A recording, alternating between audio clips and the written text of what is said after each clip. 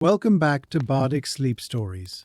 As the world outside grows quiet and the shadows lengthen, we return once more to the sanctuary of the past. Take a deep, slow breath, feeling the air fill your lungs before releasing it fully. Let your shoulders drop, allow the muscles in your face to soften, and feel the weight of your body sink into the comfort of your bed. You are safe, you are still, and you are ready to travel through time. The stories we tell here are long, steady, and detailed. They are designed to occupy the wandering mind with the gentle rhythm of history, providing a path that leads away from the worries of today and toward a deep, restorative sleep. There is no pressure to follow every word or reach the end of the chronicle. Whether you drift away in 5 minutes or 50, the story will remain here, a constant and calming presence in the dark.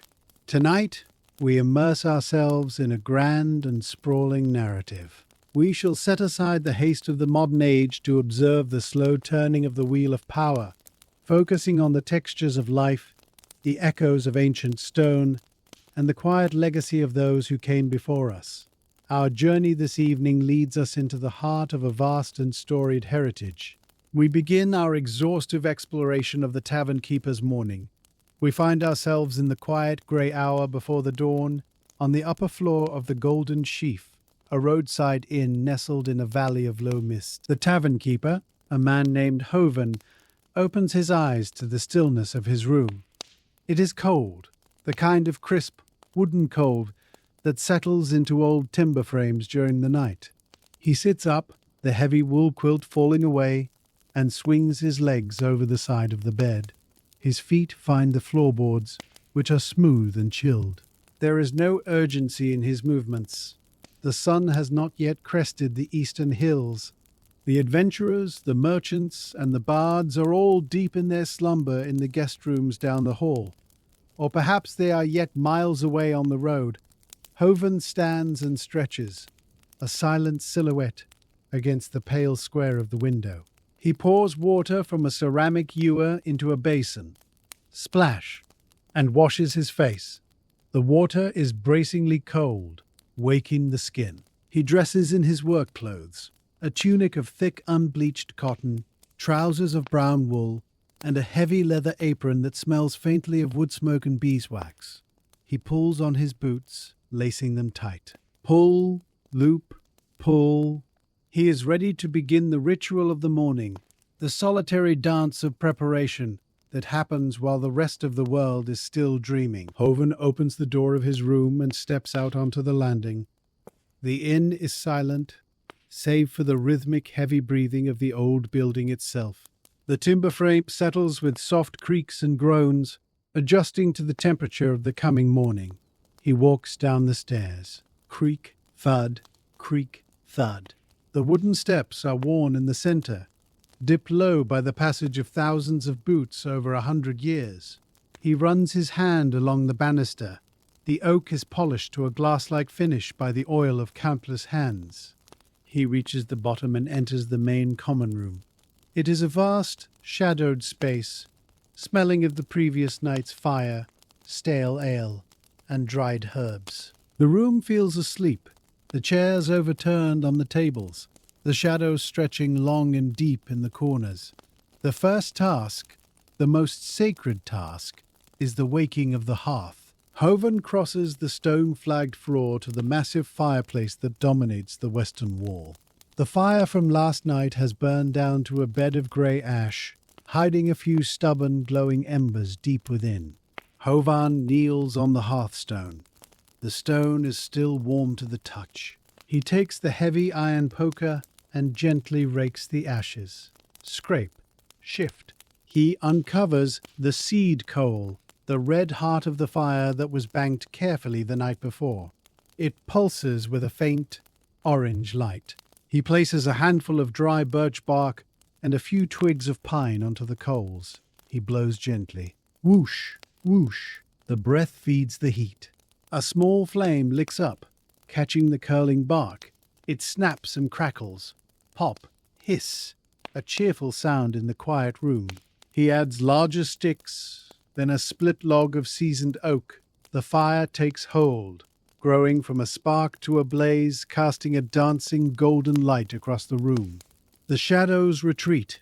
The tavern is awake. The hearth begins to radiate a heat that pushes back the morning chill, warming the air that will soon greet the first guest. With the fire crackling contentedly, Hovan turns his attention to the floor. It is a mosaic of slate flagstones, grey and cool, worn smooth by generations of travelers. He walks to the cupboard under the stairs and retrieves his broom.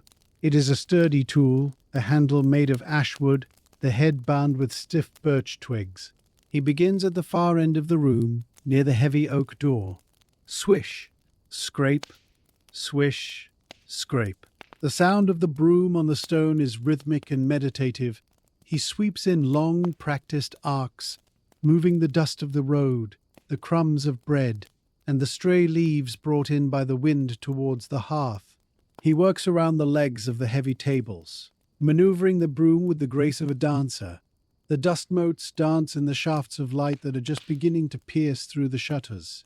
There is a profound satisfaction in this simple act of cleansing. He is erasing the chaotic footprints of the previous night, resetting the stage for the stories of the coming day. He finds a copper coin dropped by a patron and picks it up, placing it on the mantel. A small offering to the house. Clink. He sweeps the pile of debris into a metal dustpan and tosses it into the fire. Whoosh! The dust flares up for a second, then vanishes. The floor is clean. He moves the chairs down from the tables, placing them one by one on the flagstones. Thump, thump, thump. He arranges them carefully, ensuring there is enough space for a warrior to stretch his legs or a wizard to rest his staff. He steps back to admire the order he has created. The room looks expectant, a blank canvas of wood and stone waiting for the color of the crowd. Next comes the care of the wood. The tables of the golden sheaf are massive slabs of oak, dark and scarred, drinking in the history of the realm with every spill and scratch. Hovan fills a wooden bucket with warm water from the kettle hanging over the fire and adds a splash of vinegar. He takes a coarse linen rag, dips it in, and wrings it out. Splash! Squeeze! He approaches the first table. He wipes the surface with broad circular motions. Rub, swish, rub. The damp cloth lifts the sticky residue of mead and the grease of roasted meats. The wood darkens briefly as it gets wet, revealing the intricate map of the grain, the swirls, the knots, the deep fissures of age. He cleans them all, table by table, moving through the room like a priest blessing an altar. Once they are clean and dry, he takes a tin of beeswax paste. He uses a separate, softer cloth to apply the wax. The smell of the polish is sweet and earthy, mixing with the scent of the wood smoke. He buffs the wood vigorously. Buff, buff, buff. The friction warms the wax, melting it into the pores of the oak. A soft satin sheen begins to appear. The tables are not meant to be perfect. They are meant to be hospitable. They gleam in the firelight, inviting a weary traveler to rest their elbows and lay down their burdens. Hovan runs his hand over the finished surface. It is smooth, warm, and smells of the hive. He attends to the bar as well, the long, high counter where the drinks are poured. He polishes the brass rail that runs along the bottom until it shines like gold.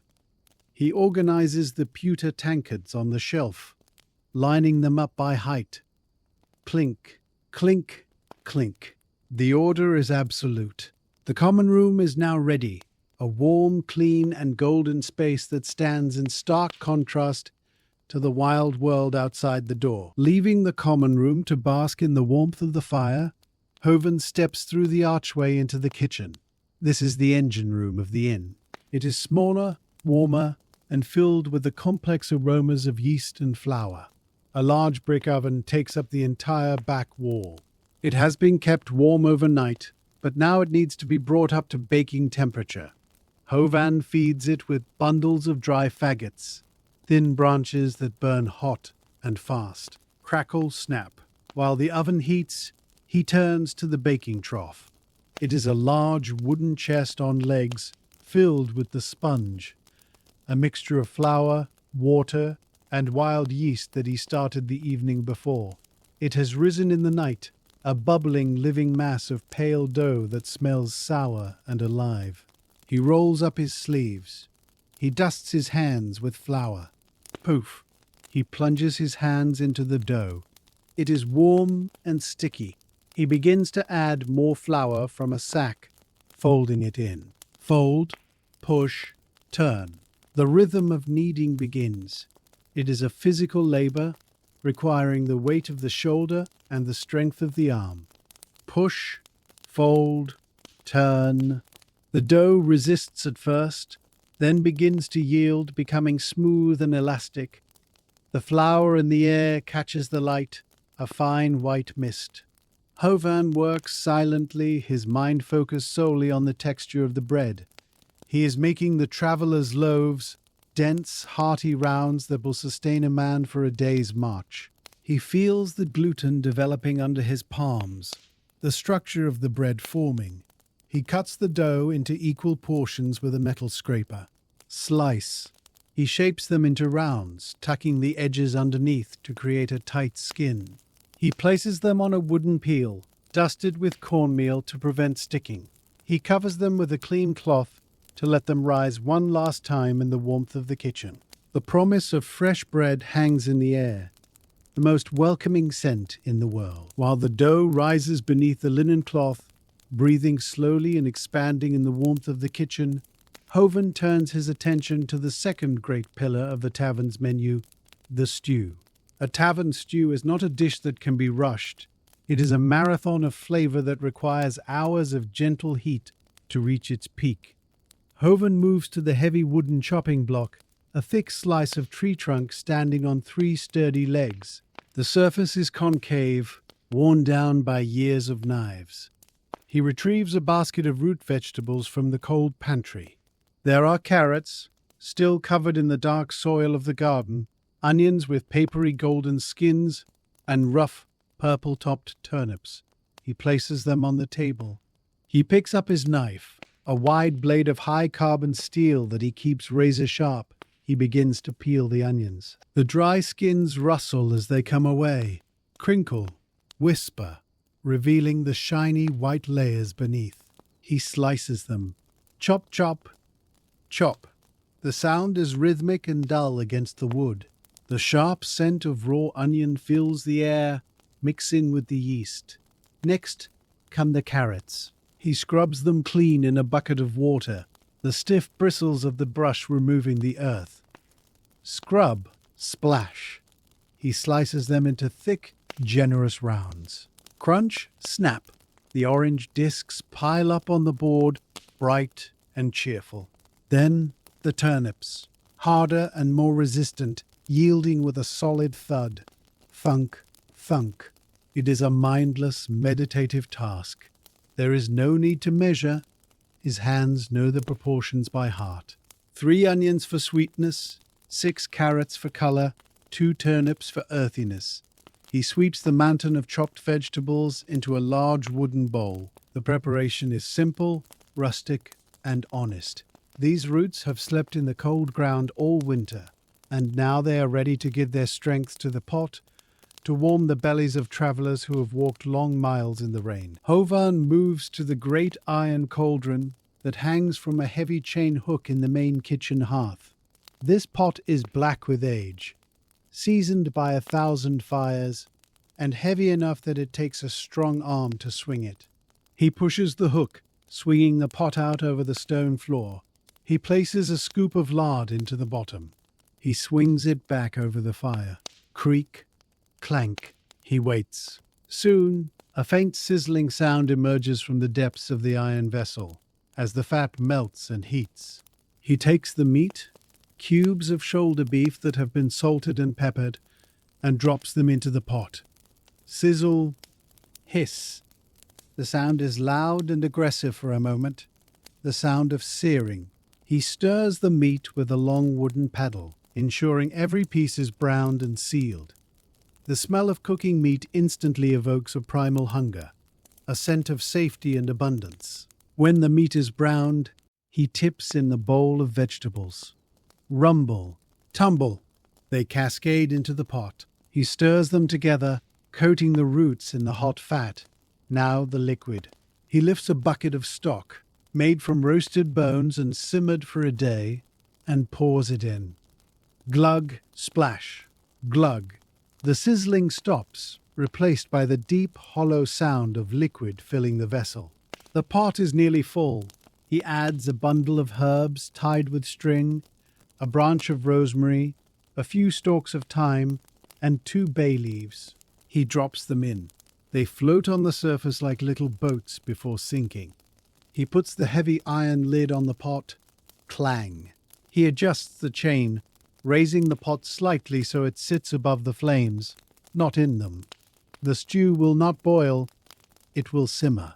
It will murmur quietly to itself for the next 6 hours, the flavors melding and deepening into a rich, dark gravy that is the very definition of comfort. The kitchen is now humming with the quiet activity of the rising bread and the simmering stew. It is time to leave the warmth of the ground floor and descend into the cool, dark heart of the inn. Hovan lights a tin lantern, the candle flame sputtering for a moment before catching and burning steady and yellow. He walks to the heavy door at the back of the kitchen, reinforced with iron bands. He pulls it open. Creak, groan. A draught of cool, damp air flows up from below, smelling of wet stone, oak, and fermentation. He steps onto the stairs. These steps are cut directly into the bedrock, steep and narrow. He descends carefully, his boots making a gritty sound on the stone. Step, step, step. The temperature drops with every foot of depth. The warmth of the fires above is a distant memory here. He reaches the bottom and holds the lantern high. The cellar is a vast, vaulted space, the ceiling supported by arches of brick. Shadows dance wildly among the rows of barrels that line the walls. These are the reserves of the Golden Sheaf, great tons of ale, hogsheads of cider, and smaller casks of brandy stacked in pyramids. The silence here is heavy and absolute, insulated by the earth on all sides. It is a cathedral of storage. Hovan walks down the central aisle, checking the chalk marks on the barrel heads. He is looking for the Old Brown Ale, a dark, nutty brew that is a favorite among the locals.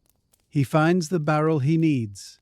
It is sitting on a wooden cradle, dusty and still. He wipes the dust from the bung with his thumb. This barrel has been conditioning for 3 months in the dark, and today is the day it will finally be breached to bring cheer to the world above. To serve the ale, Hovan must tap the barrel. This is a delicate operation that requires a steady hand. A mistake here could result in the loss of precious liquid or a spray of foam. He retrieves a brass tap from the tool shelf. It is heavy and cool, polished to a shine. He inspects the cork washer to ensure it is sound. He picks up a heavy wooden mallet, the head scarred from years of use. He kneels before the barrel of Old Brown. He places the tapered end of the tap against the keystone, the wooden plug in the bottom of the barrel head. He takes a breath. He lines up the mallet. He strikes. Thud. The tap drives in a fraction of an inch. He strikes again, harder this time. Thump. And a third time, with decisive force. Crack. Splosh. The wooden plug is driven into the barrel, and the tap seats itself firmly in the hole. A tiny amount of froth escapes around the seal, smelling sweet and malty, before the washer holds tight. Hovan turns the handle of the tap just a fraction to test the flow. Squeak. Hiss. A thin stream of dark amber liquid shoots out into the small testing cup he holds. He closes the tap. He smells the ale. It smells of roasted grain and hops. He takes a sip. It is cool, smooth, and perfect. He nods in the darkness. He lifts the heavy barrel, grunting slightly with the effort, and hoists it onto his shoulder. Heave. Grunt. He carries it to the dumbwaiter, a small wooden elevator platform operated by a rope and pulley system. He places the barrel on the platform. Thump. He will pull it up to the bar later, but for now, it is staged and ready. The lifeblood of the tavern prepared for the evening rush. Before leaving the cellar, there is one more stop to make in the cold corner, a niche cut deep into the rock where the temperature is lowest. Here, on hanging shelves suspended from the ceiling to deter mice, rest the wheels of cheese. Hoven lifts the lantern to inspect them. There are wheels of hard yellow cheddar wrapped in cloth and coated in wax. There are soft, blue-veined cheeses that smell pungent and rich, and there are the small goat milk rounds rolled in ash. He selects a large wheel of Mountain Sharp, a cheese aged for a full year until it is crumbly and crystalline. He takes it down from the shelf. It is heavy and dense, a solid disc of preserved milk. He places it in his basket. Next he moves to the wine rack, a dusty lattice of wood against the far wall. The bottles here are covered in a fine grey fuzz of dust and cobwebs. He is looking for a specific vintage of red wine from the southern valleys, a bottle to recommend to the merchant who is staying in the best room. He tilts his head, reading the faded labels in the flickering candlelight. He finds it. Valley Red, Year of the Comet. He pulls the bottle gently from its slot. Slide, clink. He wipes the neck with his apron, revealing the dark green glass. He places the bottle in the basket next to the cheese. His foraging in the underworld is complete. He picks up the basket and the lantern.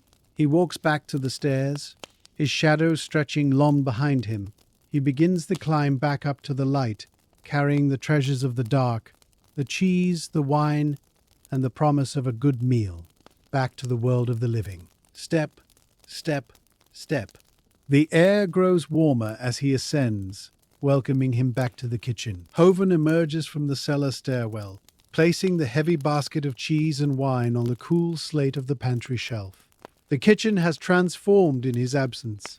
The air is no longer just warm, it is hot, humid, and thick with the smell of the yeast which has done its work. He approaches the wooden work table, where the loaves have been resting under their linen shroud. He lifts the corner of the cloth gently. Lift, peek. The dough has risen beautifully. The pale rounds have doubled in size, becoming puffy and soft, like pillows filled with air. They are ready for the fire. Hovan moves to the great brick oven. The faggots he fed it earlier have burned down to a pile of white-hot ash. The bricks of the oven arch are glowing with a deep stored heat. He takes a long metal rake and pushes the embers to the back and sides of the oven floor, clearing the center. Scrape, screech, settle. The heat that rolls out is intense, drying the sweat on his forehead instantly. He picks up the wooden peel, the long-handled shovel used for bread. He slides it under the first loaf. Slide.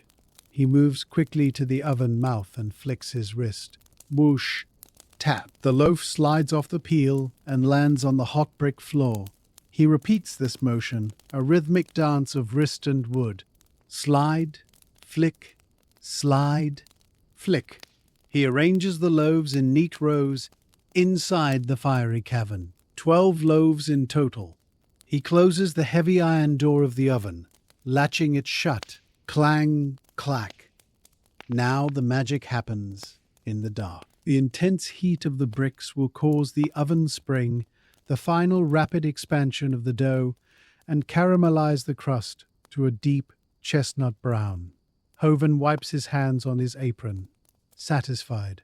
The kitchen is now a vessel of transformation, holding the heat that will sustain the house. While the bread bakes and the stew simmers, Hoven returns to the main common room to add the final touches of hospitality. The large oak tables are gleaming with wax, but they are bare. He walks to the sideboard where the table furniture is kept. He picks up a tray of candlesticks. These are simple holders made of spun pewter, wide at the base to prevent tipping. He places one in the center of each table. Clink, clink. Next, he takes a bundle of candles from the drawer. These are not the expensive beeswax tapers used in the noble houses, but sturdy tallow candles smelling faintly of beef fat and wick. He places a candle into each holder, pressing firmly to ensure they are straight. Push, twist. He does not light them yet. That is a ritual for the dusk. Next come the salt cellars. Salt is a precious thing, a sign of wealth and welcome. The cellars are small wooden bowls carved from birch. Hovan fills each one from a large ceramic jar of sea salt. Pour, mounds. The white crystals pile up, glittering in the firelight. He places a cellar next to each candlestick. Finally, he inspects the floor one last time. He notices the fire in the main hearth needs attending. He adds a large backlog, a massive piece of elm that will burn slowly throughout the entire day. He heaves it onto the andirons. Grunt, thud, sparks fly up the chimney. The fire settles around the new fuel, accepting it. The room now looks inhabited. It is no longer just a room. It is a stage set for gathering. The pewter gleams, the wood shines, and the fire roars. It is a space that promises warmth to the cold and food to the hungry, a beacon of civilization in the wild. The sun has finally begun to crest the eastern ridges, painting the sky in shades of pale violet and steel grey.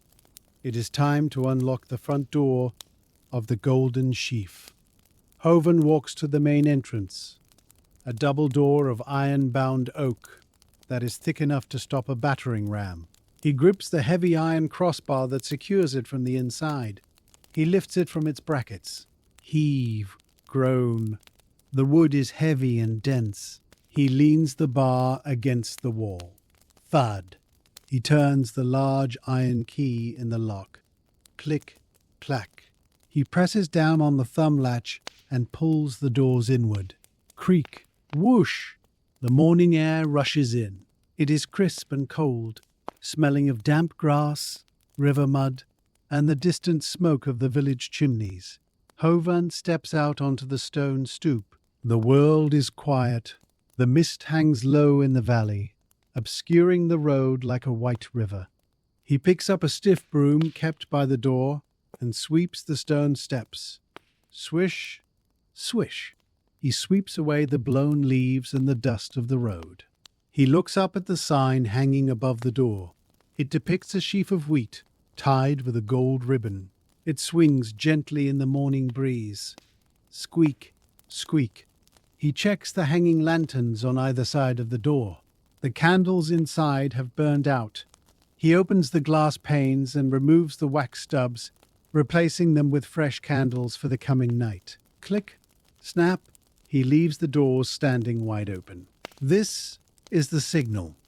The inn is open. The barrier between the private warmth and the public world is removed.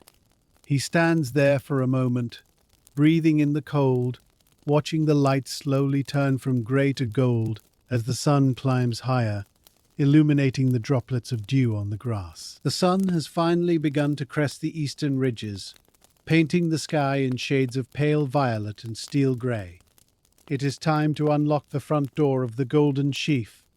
Hovan walks to the main entrance, a double door of iron-bound oak that is thick enough to stop a battering ram. He grips the heavy iron crossbar that secures it from the inside. He lifts it from its brackets. Heave, groan. The wood is heavy and dense. He leans the bar against the wall. Thud. He turns the large iron key in the lock. Click, clack. He presses down on the thumb latch and pulls the doors inward. Creak, whoosh. The morning air rushes in. It is crisp and cold, smelling of damp grass, river mud, and the distant smoke of the village chimneys. Hovan steps out onto the stone stoop. The world is quiet. The mist hangs low in the valley, obscuring the road like a white river. He picks up a staff. Hovan turns back inside, leaving the door open to freshen the air of the common room. As he walks toward the bar, he hears a soft sound from the top of the stairs. Thump, pad, pad. It is Barnaby, the tavern cat. He is a massive creature, an orange tabby with a torn ear and the swaggy broom kept by the door, and sweeps the stone steps. Swish, swish. He sweeps away the blown leaves and the dust of the road. He looks up at the sign hanging above the door. It depicts a sheaf of wheat tied with a gold ribbon. It swings gently in the morning breeze. Squeak, squeak. He checks the hanging lanterns on either side of the door. The candles inside have burned out. He opens the glass panes and removes the wax stubs, replacing them with fresh candles for the coming night. Click, snap. He leaves the doors standing wide open. This is the signal. The inn is open. The barrier between the private warmth and the public world is removed. He stands there for a moment, breathing in the cold, watching the light slowly turn from grey to gold as the sun climbs higher, illuminating the droplets of dew on the grass. A sudden, rich aroma wafts from the kitchen, overpowering the smell of the wood smoke. It is the smell of toasted grain and caramelized crust. The bread is done. Hoven moves quickly, his boots thudding softly on the slate. He enters the kitchen and grabs the wooden peel. He opens the iron door of the oven. Clang! A wave of dry, intense heat rolls out, carrying the scent of finished bread. He looks inside. The 12 loaves are transformed. They are no longer pale dough. They are deep, golden brown domes, crusty and beautiful. He slides the peel under the first loaf.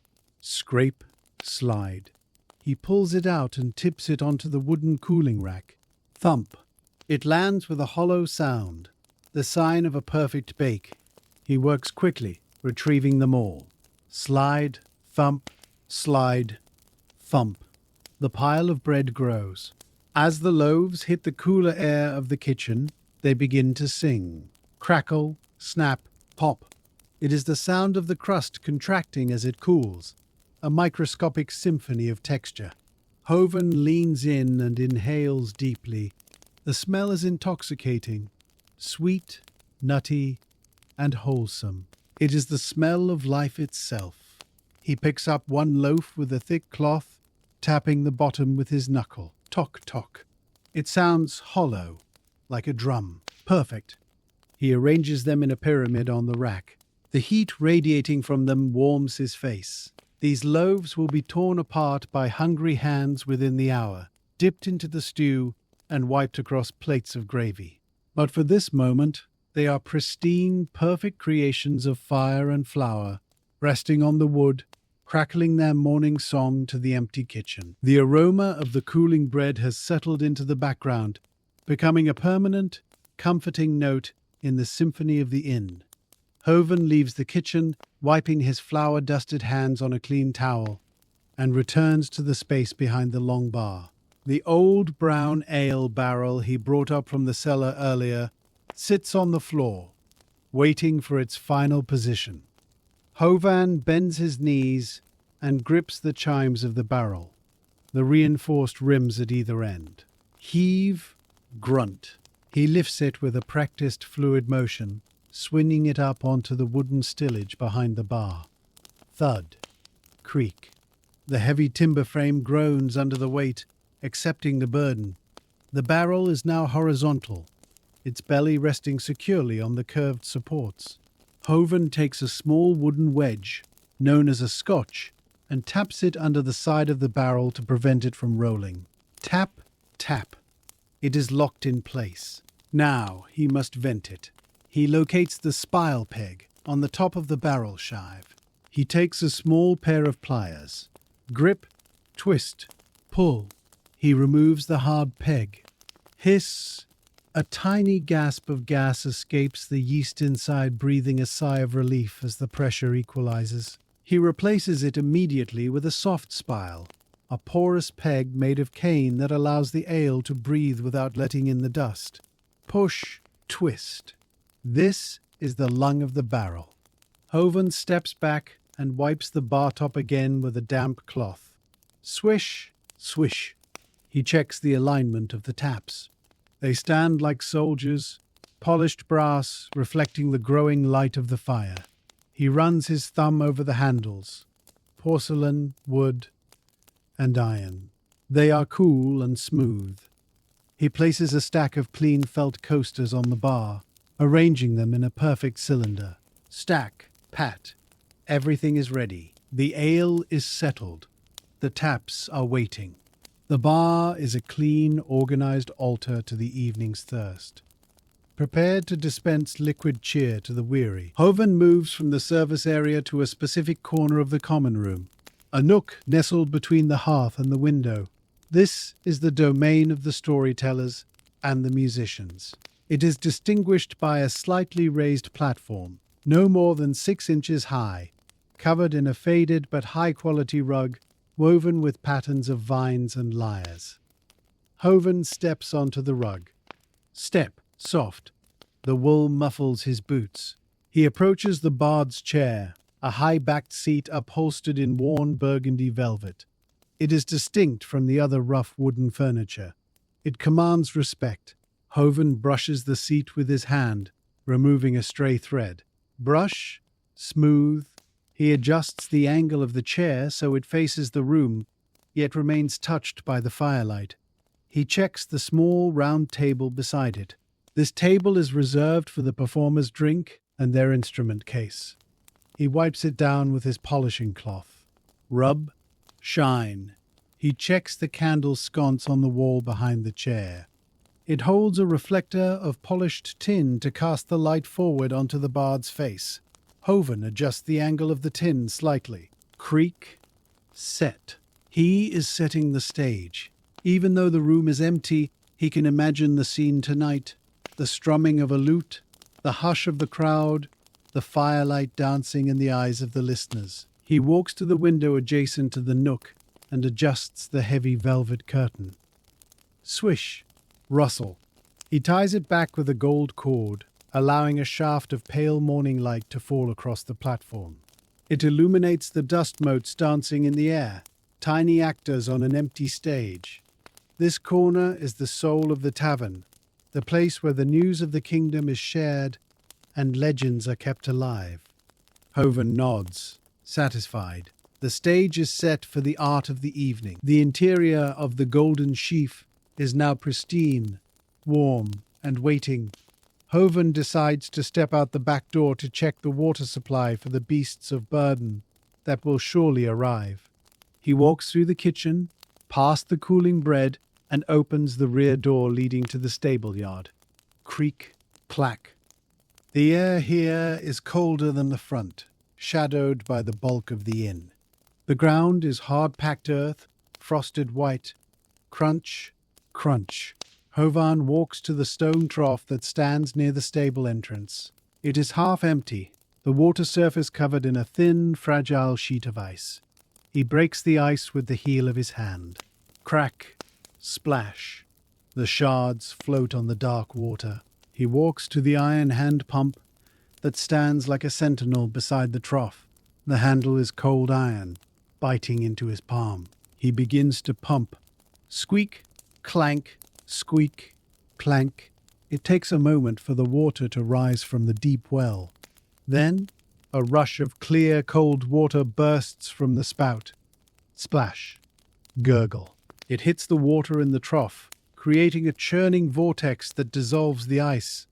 Hovan pumps steadily, a rhythmic labor that warms his blood. Heave ho, heave ho. The trough fills slowly.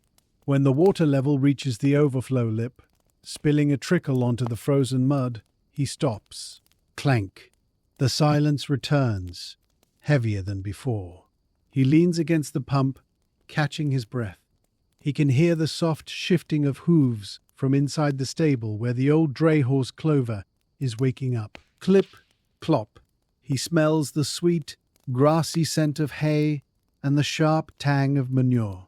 It is the smell of the road, of travel, of the work that connects the towns. The water is ready. The horses will drink. The cycle of travel will continue. Returning to the kitchen, Hovan realizes he has not yet broken his own fast. The work of the morning has created a hollow hunger in his belly. He walks to the cooling rack. He selects one of the traveler's loaves the smallest of the batch, which he bakes specifically for himself. It is still warm, radiating a gentle heat that comforts his hands. He takes a serrated knife and saws off the heel, the crusty end piece that is the baker's prize. Saw, crunch, slice. Steam escapes from the crumb, white and fragrant. He takes a crock of salted butter from the pantry shelf. He uses the knife to spread a thick yellow layer onto the hot bread. Scrape, spread, melt. The butter dissolves instantly, soaking into the porous bread, turning it rich and golden. He pours himself a mug of hot tea from the kettle on the hob. Glug, glug.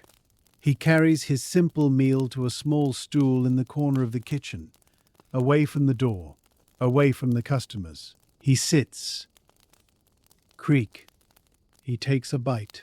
Crunch, chew. The crust shatters, the soft interior yields, and the salty butter coats his tongue. It is the taste of success. It is the taste of a job well done. He eats slowly, staring into the embers of the oven fire. He sips his tea. Slurp. Ah, this is his moment of peace. For 10 minutes, he is not the innkeeper, not the servant of the public. He is just a man eating bread in a warm room. He closes his eyes, listening to the house settle. He mentally reviews the inventory. The ale is tapped, the stew is simmering, the floor is swept. He is ready. He finishes the last bite of crust, wiping the crumbs from his beard. Brush, brush. He stands up, fortified and prepared for the day. Hovan walks back into the common room just as the first sign of life appears on the road. Through the front window, he sees a solitary figure walking out of the mist. It is old Thomas, the woodcutter, his axe slung over his shoulder, his breath pluming in the cold air. He is the herald of the day, always the first to arrive. Hovan moves behind the bar. He does not wait for the order. He reaches for a pewter tankard. Clink. He holds it under the tap of the Morning Mild, a low-alcohol ale brewed for breakfast. He pulls the handle. Rush, swish. The amber liquid fills the mug, creating a thick, creamy head of foam that rises just above the rim without spilling. Settle, foam. The front door handle turns. Rattle, click. The heavy oak door swings open. Creak, wind. A gust of cold air enters, carrying a swirling leaf. Thomas steps over the threshold, stamping his boots on the mat. Stomp, stomp. He nods to Hovan, a silent greeting between men who have known each other for 20 years. Morning, Hovan, he rumbles, his voice like gravel. Morning, Thomas, Hovan replies, sliding the tankard across the polished wood. Slide, stop. Thomas catches it without looking. He walks to his usual table near the fire, the one Hovan polished first. Thud, scrape. He sits down. He takes a long draught. Gulp, gulp. Ah. The silence of the morning is broken, but gently. The day has officially begun. The tavern is open. Hovan picks up his cloth and wipes a non-existent spot from the bar, watching the firelight play on the rows of bottles, waiting for the next traveller to emerge from the mist. With Thomas settled into his rhythm of silence and sipping near the hearth, Hovan turns his attention to the administrative heart of the tavern. He reaches under the bar and retrieves the great ledger. It is a massive book, bound in cracked cowhide that has been stained dark by years of spills and handling. He places it on the counter with a heavy thud. The cover is warm where his hand rests. He opens it, creak, rustle. The pages are made of thick, creamy parchment, smelling of old rags and oak galls. Hovan picks up his quill, a goose feather stripped clean and sharpened to a fine point. He dips it into the inkwell. Dip, tap. The ink is black and glossy. He begins to record the tally of the previous night. He moves the coins from the till box, stacking them in neat columns on the wood. Clink, clink, clink. 4 silver stags, 10 copper pennies, 2 iron bits. He counts them twice, his lips moving silently with the numbers. He writes the total in the column, the quill scratching loudly in the quiet room.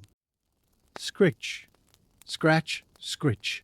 The sound is dry and textured, a sharp counterpoint to the soft crackling of the fire. He records the usage of the cellar. 2 barrels of mild tapped, 1 ham consumed, 3 loaves of bread. This is the slow accumulation of history.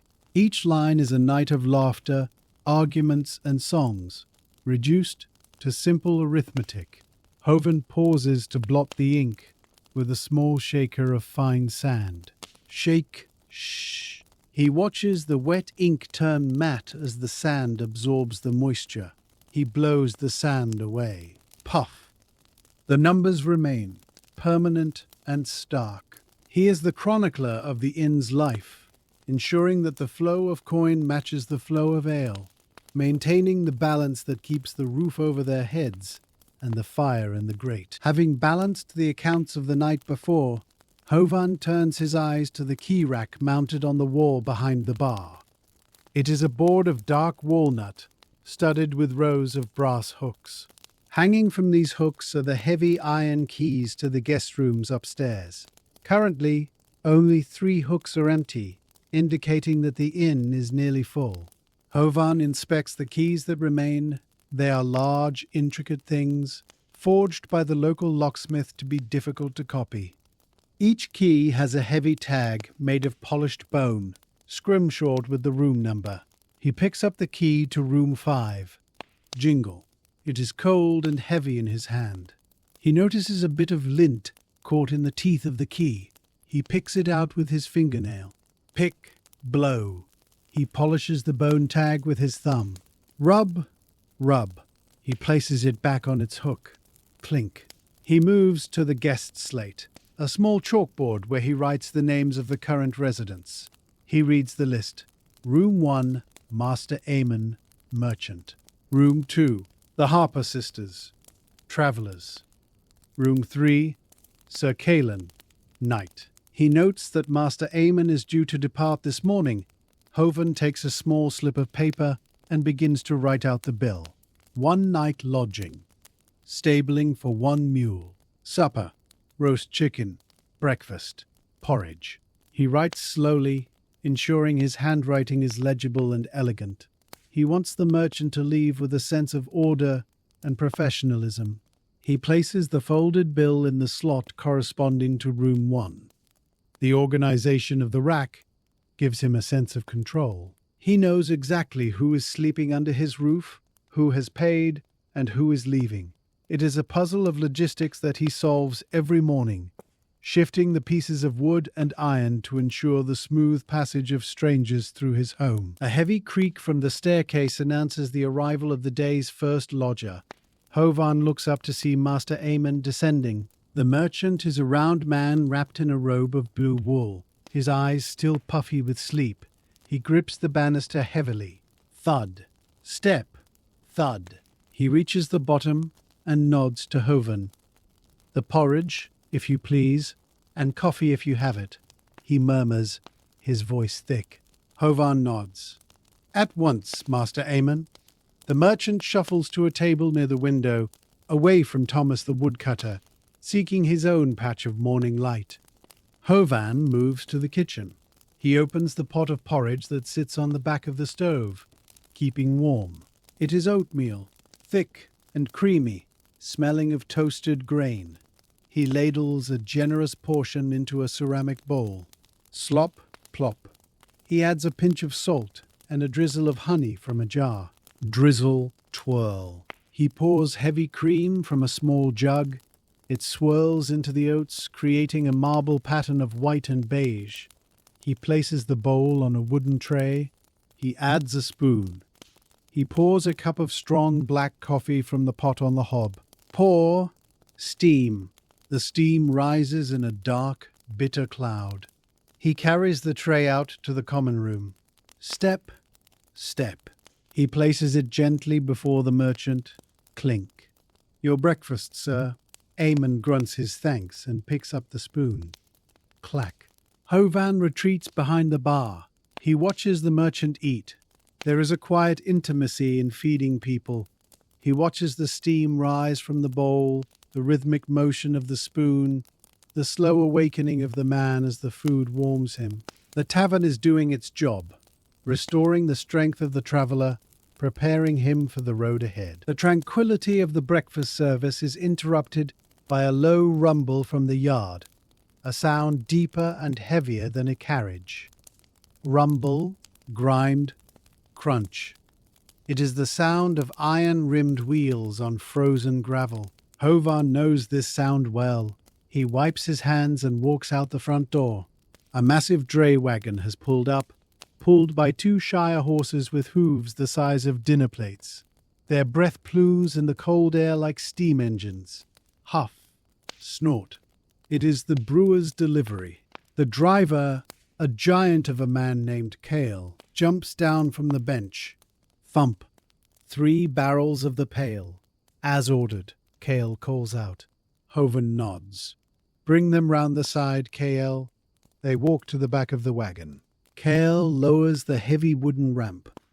Clatter, bang. Hovan watches as Kale unchains the barrels. Clank, rattle. These are kilderkins, holding 18 gallons each. Kale tilts the first barrel onto its rim. Heave. He rolls it down the ramp with surprising grace. Rumble, thud. Hovan steps in to help guide it. He places his hands on the cold, rough wood of the barrel staves. Together they roll it across the yard to the cellar hatch. Grind, roll, grind. The physical exertion is welcome. The barrel is heavy, a dead weight of liquid potential. They align it with the skid, a wooden slide leading down into the dark. Ready? Kale asks. Ready? Hovan replies. They let go. The barrel slides down into the cellar. Whoosh, rumble, boom. It hits the sandpit at the bottom with a satisfying resonant thud that shakes the floor of the bar above. They repeat this for the second and third barrels. The cellar is restocked. The transaction is sealed with a handshake and a coin. Clink. The wagon rumbles away, leaving Hovan standing in the cold, feeling the satisfaction of a full larder. Back inside the warmth of the tavern, Hovan attends to the lighting for the coming evening. Though the sun is rising, a good innkeeper is always thinking of the sunset. He looks up at the great central chandelier, a wheel of wrought iron hanging from the vaulted ceiling by a heavy chain. It holds 20 candles. Hovan walks to the wall and turns the iron winch handle. Crank, click, crank, click. The ratchet engages, and the chandelier slowly descends, the chain singing softly as it unspools. Squeak, rattle. The wheel comes to rest at chest height. Hovan inspects the candles. Some have burned down to nubs. Others are guttering and uneven. He takes his box of fresh tallow candles. He removes the stubs, tossing them into a wax bin to be melted down later for fire starters. Pluck. Toss. He scrapes the iron drip trays clean with a small knife. Scrape. Flick. He inserts the fresh candles, pressing them firmly onto the spikes. Push. Twist. He ensures they are all standing perfectly vertical. A crooked candle drips, and a dripping candle wastes money. He takes a pair of wick trimmers, scissors with a small box attached to catch the clippings. He trims the wicks of the used candles to 1/4 of an inch. Snip, snip, snip. The sound is sharp and precise. When he is finished, the chandelier is bristling with fresh white soldiers, ready to hold back the dark. He returns to the winch. Crank, click, crank. He hoists the wheel back up into the rafters. It rises majestically, swaying slightly. He secures the handle. The light is prepared. The cycle continues. He has purchased the illumination for another night of stories and songs. With the chandelier hoisted back into the shadows of the rafters, Hovan turns his gaze to the wall adjacent to the main door. Here hangs the board of notices a large cork-lined frame that serves as the beating heart of local commerce and adventure. It is a chaotic collage of parchment, vellum, and rough scraps of paper. Hovan approaches it with a critical eye. It is his duty to curate the hopes and needs of the valley. He removes a rusted iron tack from a weather-beaten poster. Creak, pop, the paper flutters down. It is a bounty for a lost goat, dated 3 weeks prior. He knows the goat was found by the miller's son days ago. He crumples the paper. Crinkle, crunch. He tosses it into the fire, where it flares briefly, whoosh, and turns to ash. He straightens a heavy sheet of vellum nailed to the center of the board. It is a royal decree regarding the tax on wool, its seal of red wax cracked but legible. He presses the corner down, securing it with a fresh brass pin. Push. Thud. He rearranges the smaller notes, a request for a traveling companion to the coast, an offer of sale for a lute with a broken neck, and a shyly written poem left by a bard who passed through in the autumn. He aligns the edges of the papers, creating a sense of order out of the disparate requests. The board smells of dry paper and the faint metallic scent of the tax. It is a silent marketplace of ideas. Hovan steps back to admire his work. The board is now tidy, the expired news purged, leaving space for whatever new destiny might walk through the door today. It waits there, a passive participant in the stories of the adventurers who will soon crowd around it, searching for gold or glory in the ink and the paper. The morning air in the common room is now thoroughly warmed by the fire, but Hovan knows that some guests require a warmth that comes from within. He returns to the kitchen to prepare the morning infusion. On a side table sits a collection of large ceramic jars, each labeled in his own careful script. He opens the first jar. Plink, scrape. The smell of dried peppermint fills the air, sharp, cool, and awakening. He takes a wooden scoop and measures a generous amount into a large muslin bag. Scoop, rustle. He opens the second jar, which contains dried elderflowers, smelling sweet and dusty like a summer meadow. He adds a scoop. Scoop. Mix. Finally, he adds a pinch of dried lemon peel for brightness. He ties the drawstring of the bag tight. Pull, knot. He drops the bag into a large glazed teapot that sits on a warmer near the stove. He lifts the heavy iron kettle from the hob. Heave, steam. The water is just off the boil. He pours it over the herbs. Splash, glug, gurgle. The steam rises instantly, carrying the complex bouquet of the garden into the kitchen. It smells of health and restoration. He places the lid on the teapot. Clink. Now it must steep. The water will slowly darken, drawing the essence from the dried leaves, turning into a golden liquor that soothes the stomach and clears the head. He sets out a row of small earthenware cups on a tray, each one waiting to be filled.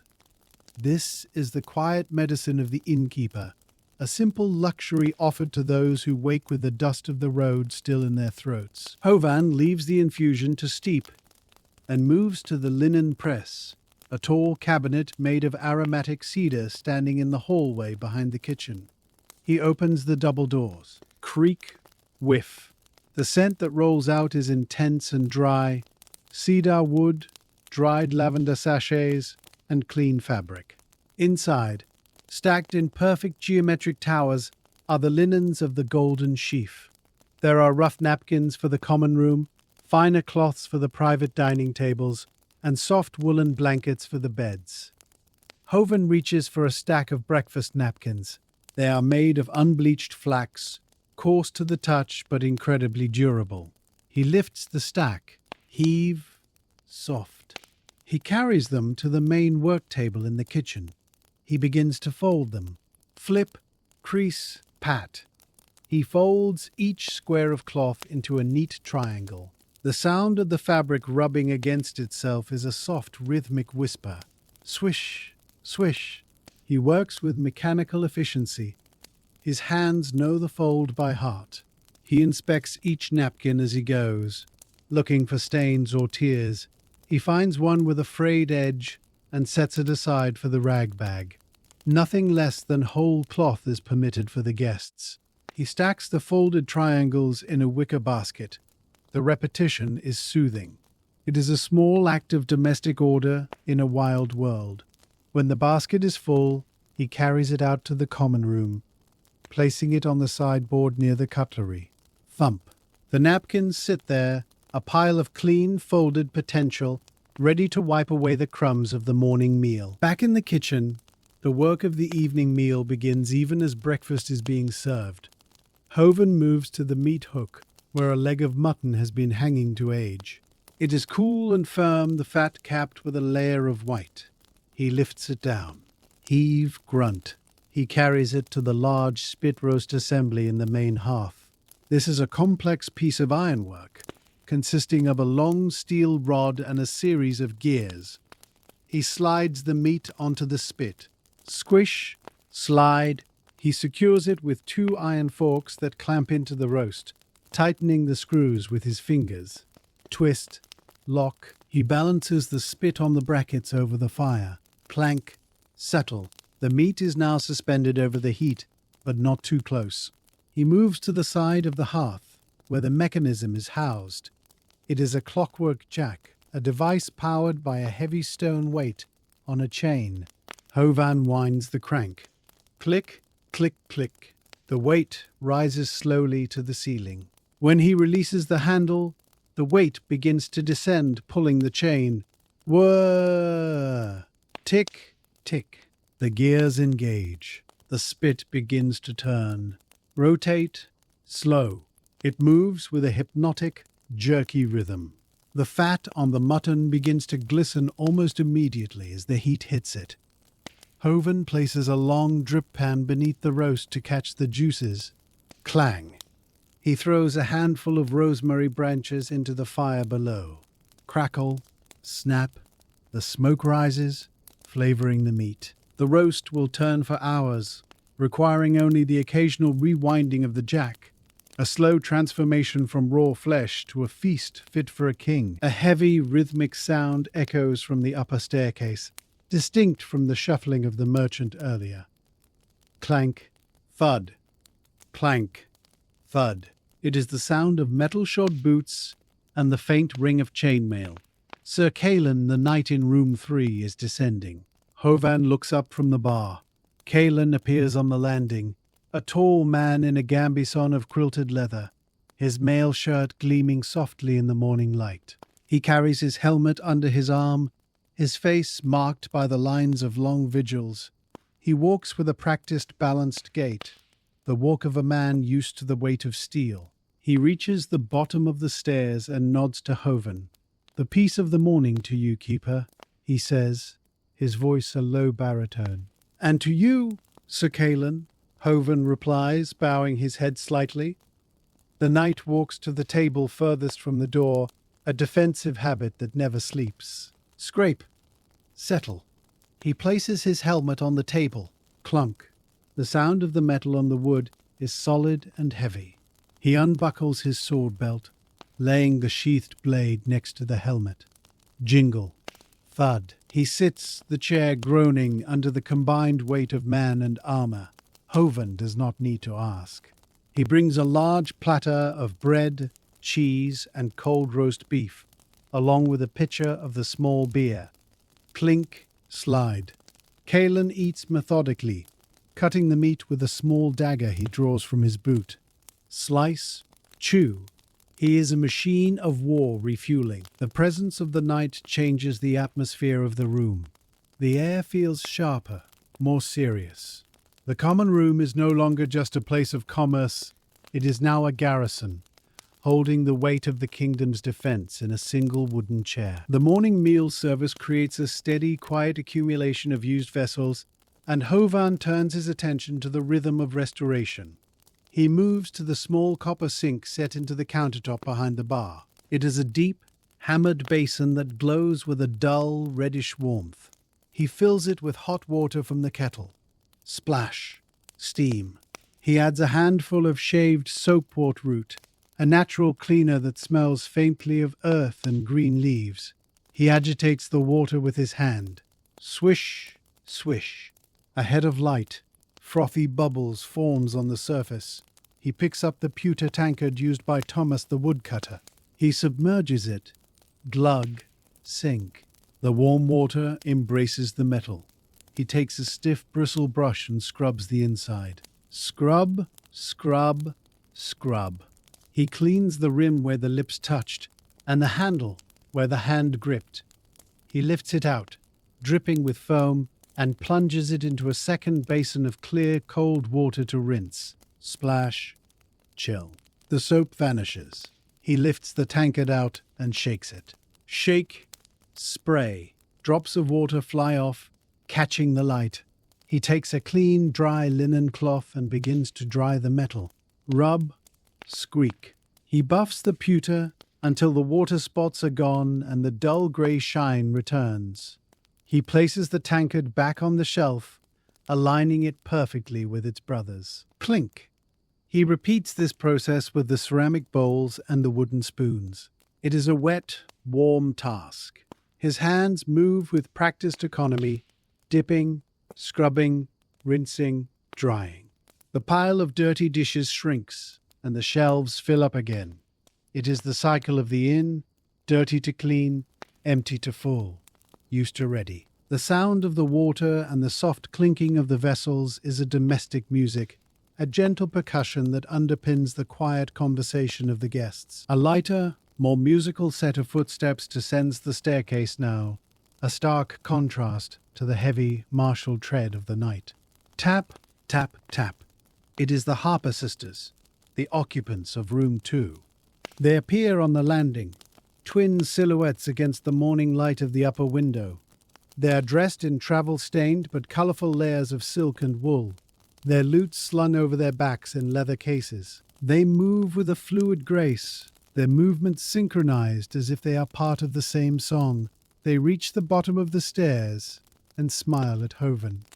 "A good morning to you, Master Keeper," the elder sister says, her voice melodic and clear. "And a bright morning to you," Hovan replies, bowing low. They do not sit at the heavy oak tables. Instead, they drift toward the window nook, drawn by the sun. Rustle, settle. They place their instrument cases gently on the floor. Thump, soft. They sit on the cushioned bench. Hovan knows what they need. He pours 2 cups of the herbal infusion he prepared earlier, the steam rising in fragrant curls of mint and elderflower. Pour, swirl. He carries the cups to them on a small tray. Step, step. He places the drinks on the low table. Clink. The sisters wrap their long, slender fingers around the warm clay cups. They inhale the steam. They begin to speak in low, hushed tones, discussing the route to the next city, the tuning of their strings, and the songs they will play tonight to pay for their lodging. Their presence adds a layer of softness to the room, balancing the heavy silence of the woodcutter and the stoic guard of the night. The inn is becoming a tapestry of lives, woven together by the warmth of the fire and the smell of the tea. With the guests settled and content, Hovan turns to a task that connects his isolated sanctuary to the wider world: the sorting of the post. Behind the bar, built into the wall, is a grid of wooden pigeonholes, known as the Traveller's Exchange. Here, letters and small parcels wait for recipients who may be days or weeks away. Hovan pulls a small bundle of letters from a leather satchel left by a courier late last night. He unties the twine that binds them. Pick, unravel. The letters spill out onto the bar top. They are a mix of heavy parchment, folded and sealed with wax, and cheaper paper folded into intricate shapes. Hovan picks up the first one. It is heavy, smelling of expensive perfume. The seal is red wax, stamped with the crest of a griffin. He reads the address: to Master Valerius, expected on the waning moon. Hovan checks the moon chart on the wall. The waning moon is 3 days hence. He places the letter into the slot marked V. Slide. Rustle. He picks up the next one. It is light, the paper rough and stained with rain. The handwriting is jagged. For the blacksmith's cousin. Hovan nods. He knows the man. He places it in the local slot. Slide. He handles each missive with care. These are not just papers. They are promises, warnings, love letters, and debts. He is the custodian of these secrets. He does not read them, but he guards them. He finds a small parcel wrapped in oilcloth, addressed to the Harper sisters. He looks across the room to the women by the window. He walks over. Step, step. A packet for you, my ladies. Arrived 3 days ago. He places it on the table. Their eyes light up. Gasp. Rustle. They accept it with smiles. Hovan retreats. The delivery of the post is a sacred duty, the closing of a loop that stretches across the kingdom, ending here on his polished wooden bar. The sun has now fully cleared the eastern hills, striking the front of the inn with a brilliant, revealing light. This light exposes the film of soot and road dust that has accumulated on the large front window pane during the night. Hovan cannot abide a cloudy view. He fetches a wooden bucket and fills it with warm water and a splash of vinegar. Splash, glug. The vinegar cuts the grease and leaves no streaks. He takes a piece of soft chamois leather. He walks to the window, stepping carefully around Thomas's table. The glass is old, filled with bubbles and ripples that distort the view, but it is sturdy. Hovan dips the chamois into the bucket and wrings it out. Squeeze, drip. He places the leather against the glass. Squeak, rub. He works in large circles, starting at the top and working down. Swish, swish. The grey film lifts away, revealing the clarity of the glass beneath. He can see the road clearly now, the gravel sparkling in the sun, the frost melting on the fence rails. He wipes the corners, digging his thumb into the wooden glazing bars to remove the trapped dust. Dig, wipe. He moves to the outside of the glass, opening the window for a moment to reach the exterior surface. Creak, cold air. He wipes the outside quickly, fighting the chill. Rub, rub. He closes the window. Thud, latch. The difference is immediate. The light pouring into the room is brighter, sharper, and cleaner. It illuminates the floating dust motes, the polished wood, and the faces of his guests. The barrier between the inside and the outside is now invisible, a lens of pure hospitality looking out onto the world. The solitude of the morning keeper is finally broken by the arrival of reinforcements.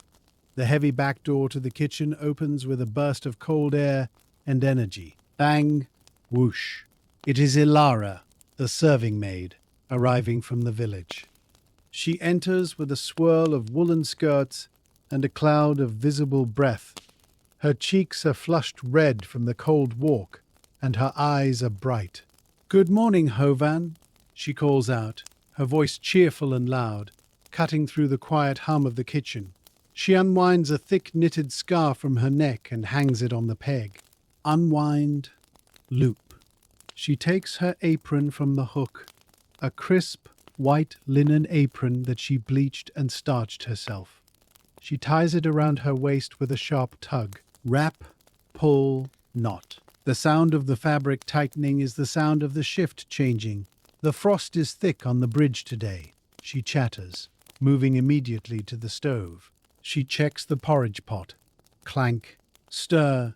She checks the water level in the kettle. She is a whirlwind of motion, taking over the domestic duties that Hovan has held alone for 3 hours. Hovan watches her from the doorway. He feels a subtle shift in his shoulders, a lightening of the load.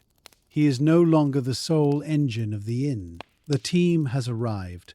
The stew needs another hour, he tells her quietly. And the night will need more ale soon. Ilara nods, already cutting a slab of butter for the next round of toast. Chop, clack. The tavern has shifted gears. It is no longer waking up. It is awake. The quiet intimacy of the dawn is passing, replaced by the bustling efficiency of the business day. With Ilara managing the flow of the kitchen and the breakfast orders, Hovan retreats to a small, secure alcove behind the bar to attend to the tavern's most precious inventory, the spice cabinet. This is a heavy box made of ironwood, fitted with a complex lock that requires a key Hovan wears on a chain around his neck. He lifts the chain over his head. Jingle, click, clack. He turns the key. The lid opens with a stiff resistance. Creak. Immediately, the air in the small alcove is transformed. It is no longer the air of a damp northern valley. It is the air of the dry, hot south. The scent is overwhelming and complex. There is the sweet, woody aroma of cinnamon sticks tied in bundles with red thread. There is the sharp, medicinal tang of cloves, hard and dark as little nails. There is the dusty, floral heat of saffron, stored in a tiny glass vial stoppered with cork.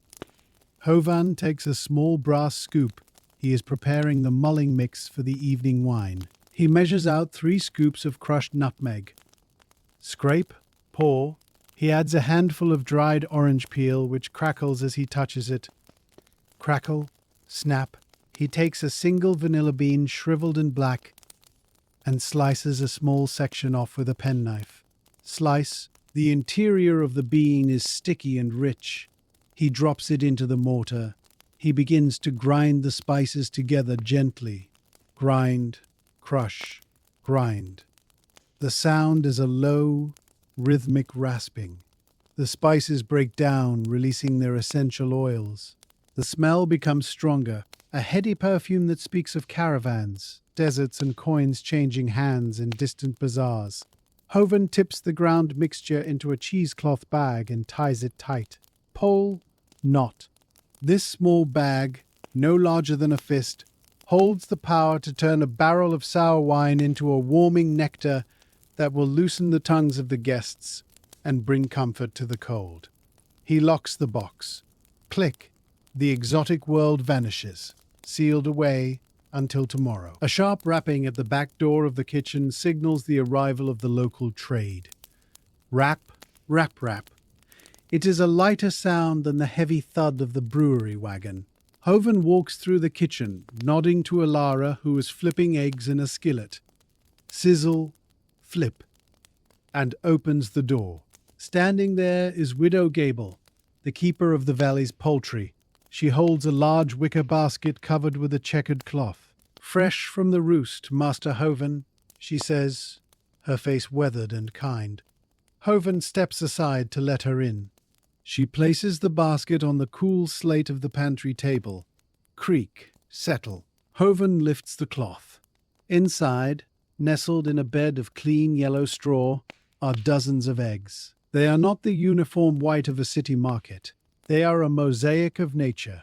There are dark brown eggs, pale blue eggs from the river ducks, and speckled eggs from the speckled hens. They are still cool from the morning air, possessing a matte, chalky finish.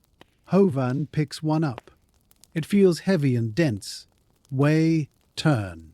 He inspects it for cracks. It is perfect.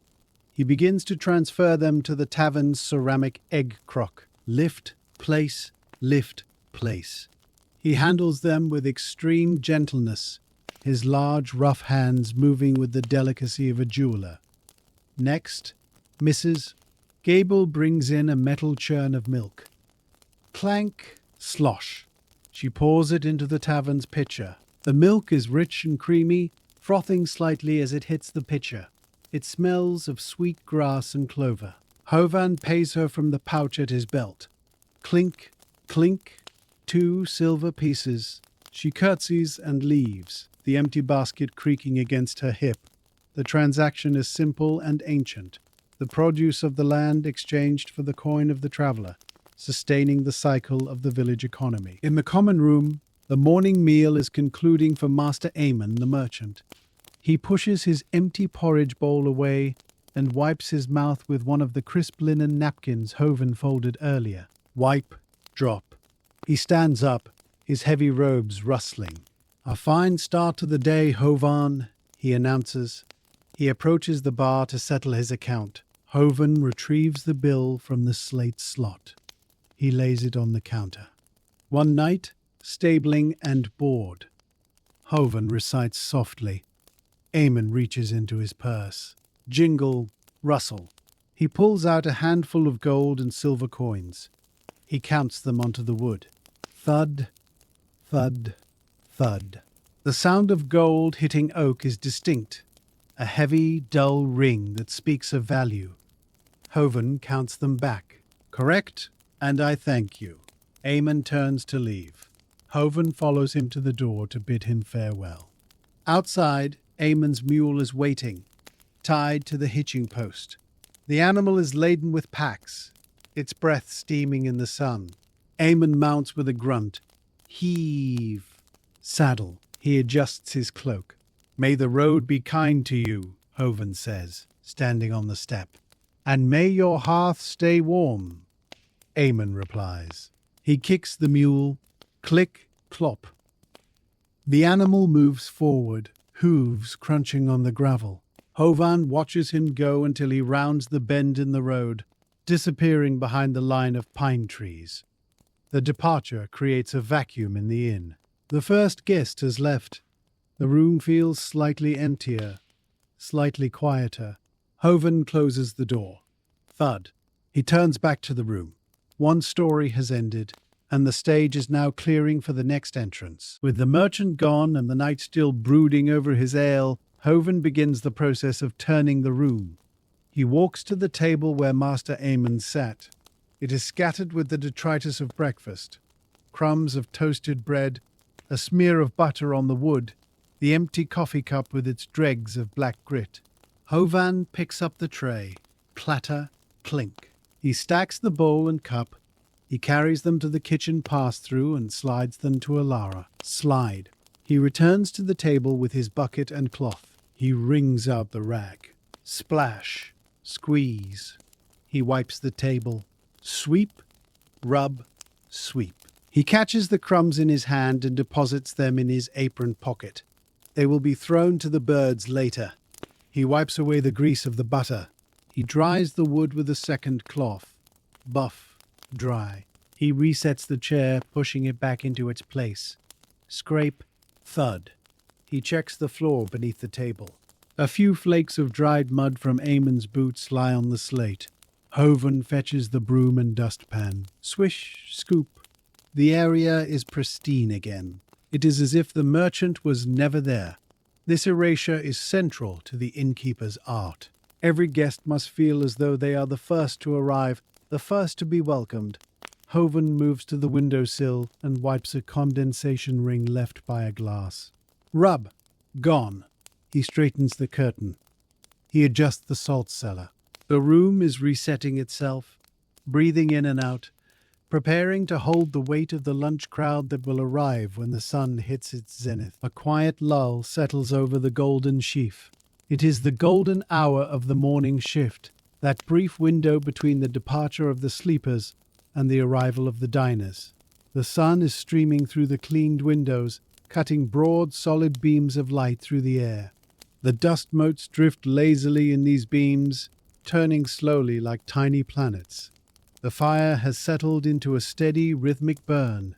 Crackle, pop, hiss, consuming the heavy backlog. Barnaby the cat has moved from the hearth to a sunbeam on the rug, sleeping deeply on his side, his paws twitching as he dreams of chasing mice in the cellar.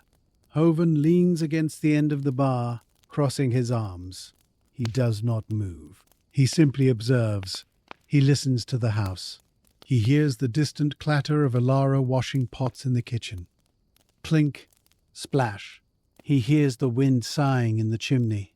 Whoosh, shh. He hears the creak of the sign outside swinging in the breeze. Squeak, squeak.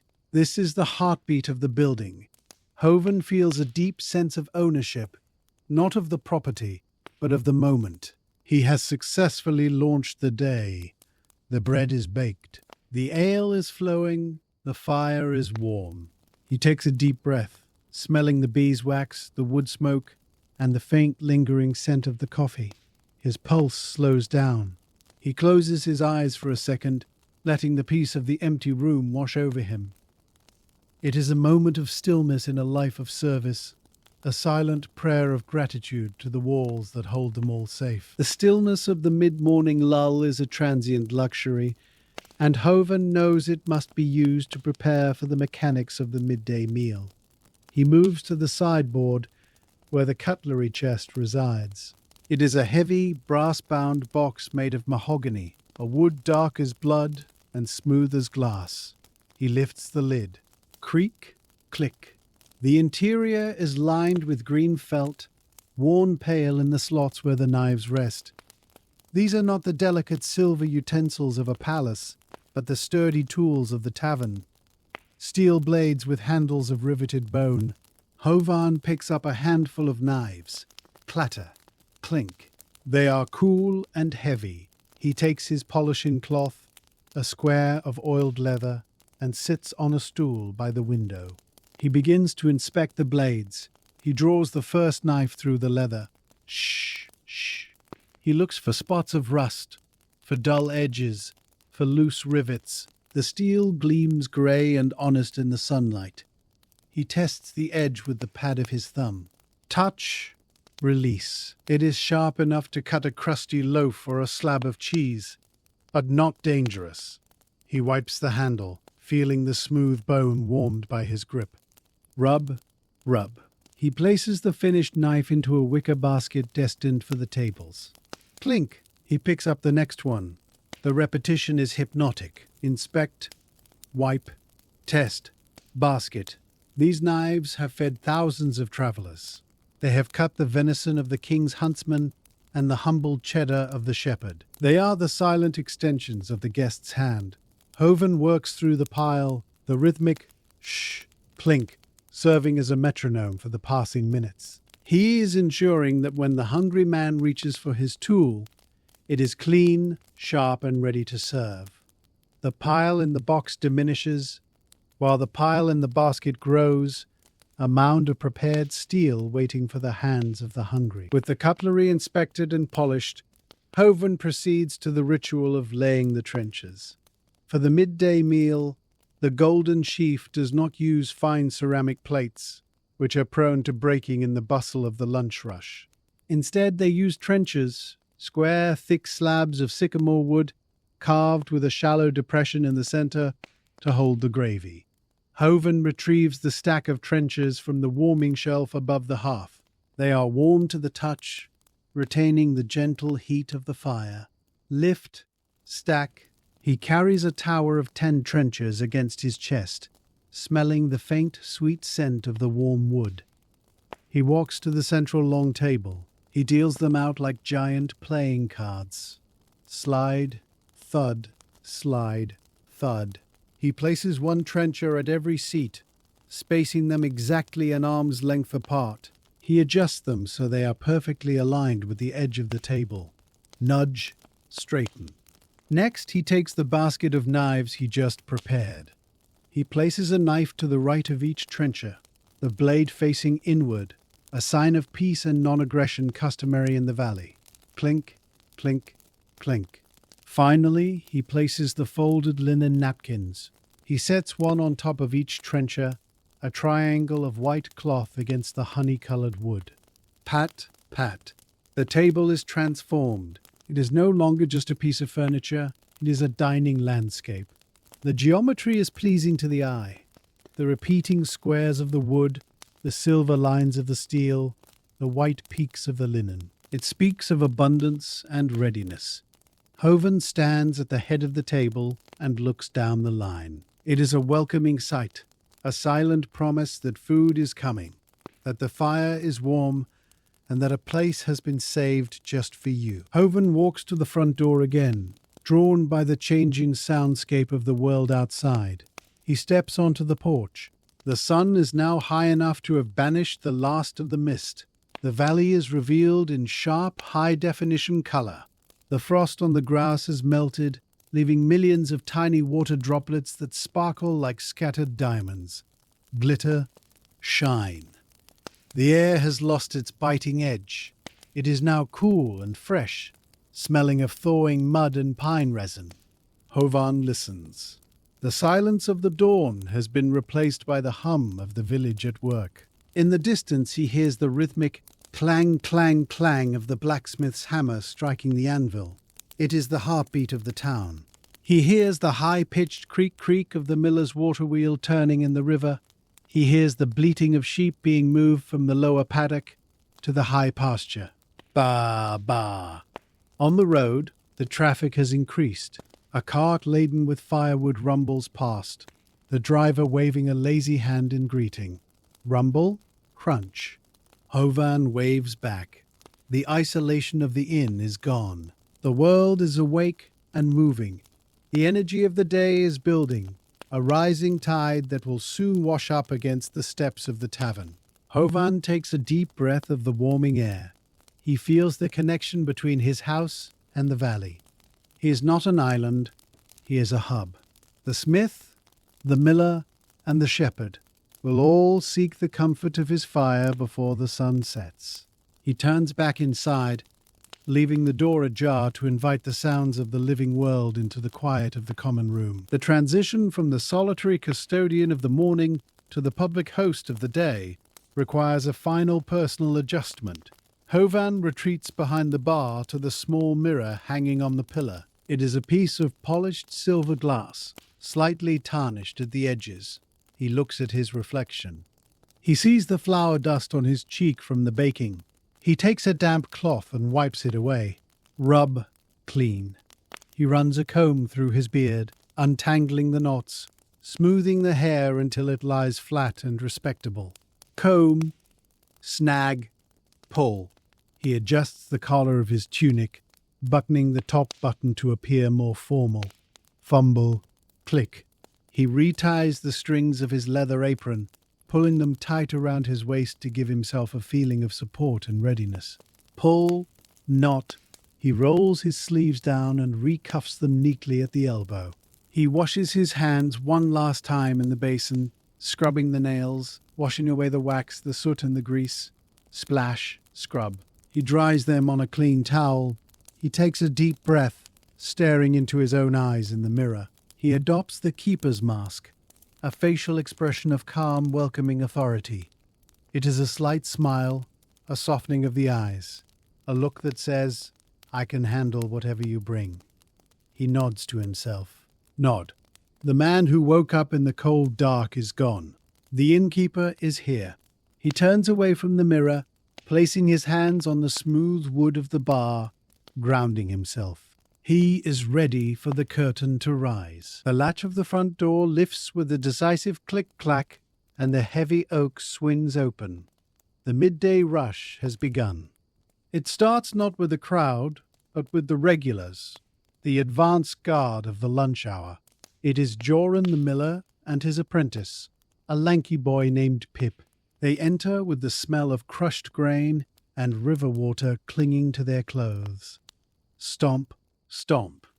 They are dusted with fine white flour, mirroring the flour Hovan wore earlier.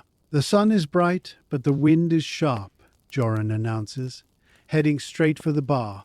His voice is loud, accustomed to shouting over the roar of the millstones. "The usual, Joran?" Hovan asks, his hand already reaching for the tankard. "Aye, and a bowl of the red," Joran replies, meaning the beef stew. Hovan pulls the ale. Whoosh, swirl. He sets it down. Clack. The foam settles. Joran takes a long drink, leaving a foam mustache on his lip.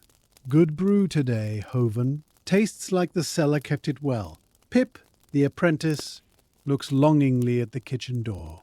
"Is the bread fresh, Master Hovan?" he asks shyly. "Out of the oven not an hour ago, lad." Hovan smiles. "Sit. Ilara will bring it." They move to a table near the window. Scrape, thud. The silence of the room is broken. The sound of their conversation, talk of grain prices, the water level, the broken gear, fills the air. It is the sound of commerce, of news, of life. Hovan watches them settle. The empty stage is now populated. The play has begun. He picks up his cloth and wipes the bar, his eyes flicking to the door, waiting for the next player to enter the scene. In the kitchen, the order for Joran and Pip sets Ilara into a fluid motion of service that mirrors Hovan's earlier preparations. She moves to the great iron pot of stew which has been murmuring to itself on the chain for hours. She lifts the heavy lid with a towel. Clang, clatter. A cloud of savory steam escapes, white and thick, smelling of rosemary, beef, and caramelized onions. It rolls across the ceiling like a weather front. She takes a deep wooden ladle, the handle worn smooth by years of stirring. Dip, swirl. She plunges it into the dark, rich gravy. She brings up a generous portion of meat and root vegetables, glistening with fat. Slosh, drip. She pours it into a trencher bowl made of hollowed birch. Plop, splash. She repeats this for the second bowl. She moves to the bread rack. She selects one of the loaves Hovan baked at dawn. It is cool enough to handle now, but still holds a core of warmth. She places it on the cutting board. Thump. She takes the bread knife. Saw, crunch, saw. She cuts 2 thick wedges, the crust shattering under the blade to reveal the soft, airy crumb inside. She places the bread on the edge of the trenchers, ready to be used as an edible spoon. She carries the 2 bowls on a round wooden tray, balancing them on her hip with practiced ease. Step, step, step. She walks out into the common room. She places the food before the miller and his boy. Clunk, slide. Hot from the pot, Joran, she says with a smile. The steam from the bowls rises into their faces, a warm embrace. Pip's eyes widen. He reaches for the bread immediately. Tear, dip. He soaks the crumb in the gravy and takes a bite. Chew, sigh. It is the taste of pure comfort. The kitchen has delivered its promise. The latch lifts again, signaling the true beginning of the midday influx, and the heavy oak door swings wide to admit the next wave of hungry souls. Creak, thud. It is a group of 3 farmhands from the lower valley, their boots caked with the grey clay of the riverbanks. They enter with a burst of noise, laughter, heavy footsteps, and the rustle of rough woolen coats. Stomp, scrape, shuffle. They bring with them the smell of the outdoors, damp earth, horses, and the faint, sweet scent of hay. They head for the large, round table in the center of the room. Drag, screech. They pull the heavy wooden chairs out across the flagstones. Thump, sit. The room seems to shrink slightly as it fills. The vast, empty space of the morning is now becoming a cozy, inhabited den. The acoustic quality of the tavern changes. The silence is gone, replaced by a low, rolling hum of conversation. Murmur, rumble, laugh. It is a pleasant, human sound, a drone of fellowship that warms the air as much as the fire. Hovan watches them from the bar. He does not need to be told what they want. He reaches for 3 heavy stoneware mugs. Clink, clink, clink. He moves to the cider barrel this time. Twist, hiss. The golden liquid, pressed from the apples of the orchard behind the inn, flows into the mugs. It is cloudy and still, not fizzy like the ale. Glug, fill. He places the mugs on a tray. He walks out from behind the bar. He is entering the fray. Step, weave. He navigates between the tables. Afternoon, lads, he says, placing the drinks down. Thud, thud, thud. The stew is ready when you are. The farmhands nod, lifting their mugs in a toast to the end of the morning shift. Clink. The tavern is no longer waiting. It is working. In the sunlit window nook, the Harper sisters stir from their quiet observation of the room. The arrival of the crowd is their cue. They do not stand up to perform a grand concert. That is for the evening when the wine flows and the candles are lit. For the lunch hour, their role is to provide a sonic texture, a background tapestry of sound that aids digestion and conversation. The elder sister opens her instrument case. Click, snap, she lifts out her lute. It is a beautiful thing, the wood polished to a deep cherry red, the neck inlaid with mother of pearl. She holds it against her chest. Shift, settle. She plucks the A string. Pling. It is slightly flat. She turns the tuning peg. Creak, pling, pling. She nods. She tunes the other strings. Plong, plink, twang. The sounds are isolated, sharp notes that cut through the murmur of the farmhands. Then she nods to her sister, who has taken out a small lap harp. They begin to play. It is not a song with words, but a gentle rolling melody known as the shepherd's nap. Strum, ripple, pluck. The music drifts through the common room like smoke. It is soft, unobtrusive, and incredibly calming. It blends with the crackle of the fire and the clinking of the spoons. It changes the atmosphere instantly. The farmhands lower their voices. The miller leans back in his chair. The music smooths the edges of the room, turning the act of eating lunch into a civilized, restful pause in the hard work of the day. Hoven wipes a glass behind the bar, moving his hand in time with the slow waltz. Swish, swish, swish. The tavern is now singing. From his command post behind the polished oak of the bar, Hovan observes the machine he has built. He is the captain on the bridge of a ship that is now fully under sail. He watches Elara moving between the kitchen and the tables, a blur of white apron and efficiency. Swoosh, step. He watches Barnaby the cat, who has woken up and is now patrolling under the tables, hoping for a fallen scrap of beef. Patter, sniff. He watches the fire, which has settled into a deep, roaring bed of coals, consuming the backlog with a steady hunger. Crackle, spit. He feels a profound sense of integration. Every object in the room, from the pewter tankards to the slate floor, from the heavy beams to the spice box, is playing its part in the symphony of hospitality. He picks up a glass that has just been returned. It is smeared with grease. He dips it into the hot soapy water. Dunk, swish. He scrubs it. Scrub, squeak. He rinses it. Splash. He holds it up to the light of the window. It sparkles, flawless. He places it on the drain board. Clink. This simple, repetitive action grounds him. He is the stationary point in the swirling room. He is the keeper. He knows where the salt is. He knows how much ale is left in the barrel. He knows the name of the woodcutter's dog. This knowledge is his armor and his offering. He leans his elbows on the bar, intertwining his fingers. Rest. He surveys his domain with a quiet, paternal pride. The morning panic of preparation is a distant memory. The chaos of the rush has not yet peaked. He is in the sweet spot of the day, where the work is steady, the guests are happy, and the ale is cold. The sun has continued its relentless climb, shortening the shadows on the floor until they huddle beneath the tables. A single bright beam of light strikes a specific brass nail embedded in the floorboards near the door. The noon mark. Hoven sees the glint of gold. Flash. It is the signal. The morning is officially over. The keeper's morning, that sacred quiet time of sweeping, baking, and polishing, has concluded. The day of the tavern has begun. Hoven takes a moment to acknowledge this transition. He unties his apron strings and reties them slightly tighter.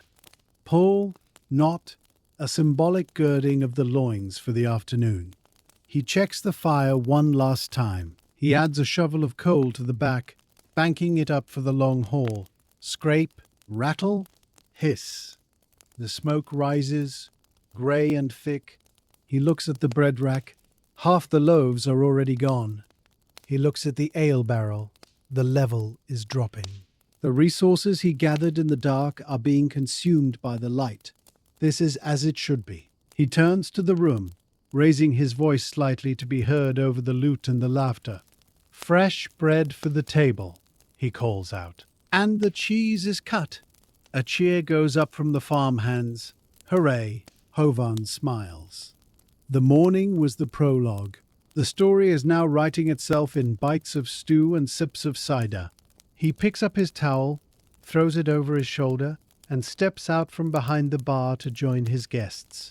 The work continues, steady and eternal, as the wheel of the day turns slowly toward the afternoon. As the midday meal settles into a comfortable rhythm, the atmosphere of the golden sheaf shifts from the sharp clarity of the morning to a softer, hazier contentment. The air in the common room has thickened, becoming a physical substance woven from the threads of wood smoke, the steam of the stew, and the warmth of a dozen bodies. It is a sensory blanket that wraps around every guest. Hovan stands at the end of the bar, leaning back against the shelves of bottles, observing the great hum. This is the collective sound of the tavern at peace. It is not a noise that demands attention. Rather, it is a brown noise, a deep, rolling frequency that drowns out the sharp anxieties of the outside world. Hum, murmur, drone. Listen closely to the layers of this sound. There is the bass note of the men talking in low voices, a rumble like distant thunder. Rumble, thrum. There is the mid-range melody of the spoons scraping against wooden bowls, a rhythmic percussion of sustenance. Scrape, clack. And floating above it all is the high, sweet treble of the lute strings drifting through the smoke like silver ribbons. Pling, shimmer. Hovan closes his eyes for a moment, letting the sound wash over him. It is a lullaby of civilization. It tells him that everyone is fed, everyone is warm, and everyone is safe. The tavern has become a self-contained universe, a bubble of golden light floating in the cold grey sea of the valley. Inside this bubble, time seems to slow down. The urgency of the road fades away. There is nowhere else to be. There is only the chair, the fire, and the hum. Hovan feels the tension in his own shoulders finally dissolve, melting into the general warmth of the room. He is no longer driving the ship. He is simply floating on the tide of the afternoon, carried along by the slow, steady current of the inn's daily life. Focus your mind now on the tactile sensations of the objects scattered around the room, for in a tavern, everything is built to be held and felt. Hovan watches the miller, Joran, lift his tankard. Consider the weight of that vessel. It is made of cast pewter, an alloy of tin and copper, heavy and cool. When empty, it is a solid object. When full, it is an anchor. Joran's hand wraps around the handle. Grip. Lift. The metal is cool against his palm, but the ale inside is warming. Condensation forms on the outside of the metal, tiny beads of sweat that gather and run down the side in slow, erratic rivers. Drip. Slide. Joran sets it down on the oak table. Thud. The sound is dull and satisfying. It signifies placement, stability, and rest. Now, look at the wooden trenchers. They are carved from sycamore, a wood chosen for its resistance to splitting.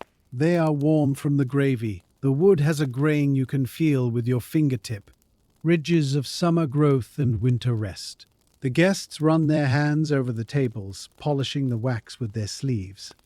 Rub, smooth. Everything in the room has a texture. The rough wool of the cloaks, the smooth bone of the knife handles, the gritty slate of the floor, the soft linen of the napkins. Hovan knows every one of these textures. He has scrubbed, polished, and folded them all. They are the vocabulary of his hospitality. To hold a heavy tankard is to feel grounded. To sit on a heavy chair is to feel supported. The tavern is not a place of ethereal ideas. It is a place of matter, of heavy, solid things that remind you that you are here, you are real, and you are resting on the solid foundation of the earth. The visual center of the room, the magnet that draws every eye eventually, is the great hearth. Hovan moves to tend it, not because it needs fuel, but because the fire is the living heart of the inn and requires acknowledgement.